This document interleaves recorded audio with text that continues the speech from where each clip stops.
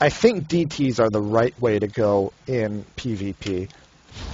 Good for harass, and they cost less gas. So you can get Archons out and you don't really need Storm.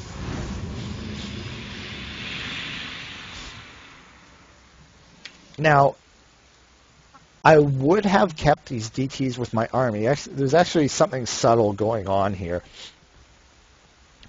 My Observer follows his army movements, and it never gets shot down.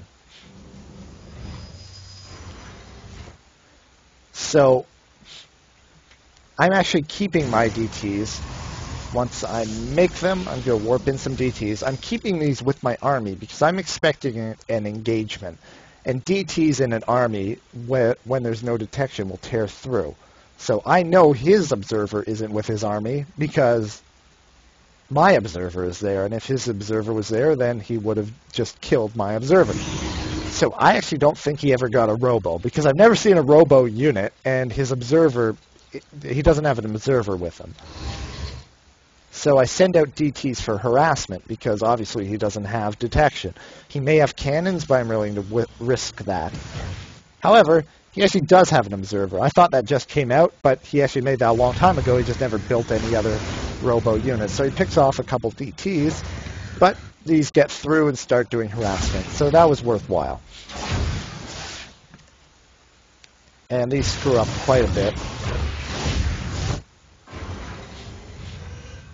And what's also nice is I see his army move back, I find the 4th, and that allows me to move safely across this area. This is the area that I was afraid of engaging in because of all those zealots.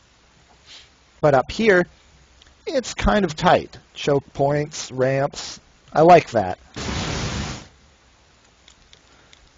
So here I know he's coming from the back. See here, so I'm going to move my Colossi back behind the rest of my army because they have 9 range, so I don't want them up front, I want them behind. So move these back, and then engage. When you have a critical mass of Colossi, you can only really kill it with another critical mass of Colossi.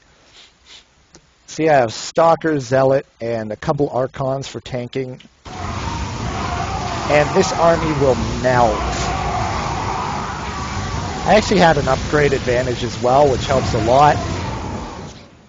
But if you actually go back and look at that again, the actual supply, it's 194 to 164. Army supply is almost dead even. I just killed a lot of workers. So, watch this plummet.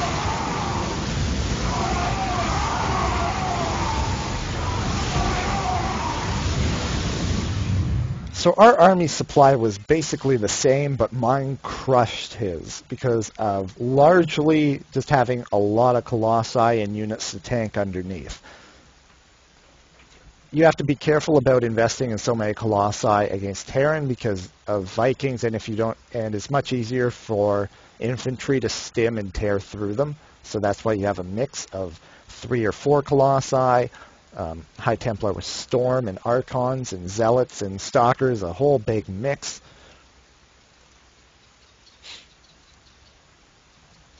Against Zerg, you're going to eventually move in.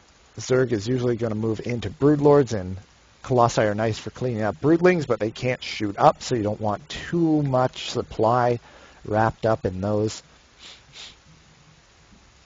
So that's pretty much how that works out. So just going over this one more time, we want a good unit composition, which includes most units, all tech trees of Protoss if we're going for the late game. That means Zealots with Charge, Stalkers with Blink. We're going to have High Templar with Storm, Colossi, and Archons. The variations would be more Colossi in PvP, but no Storm.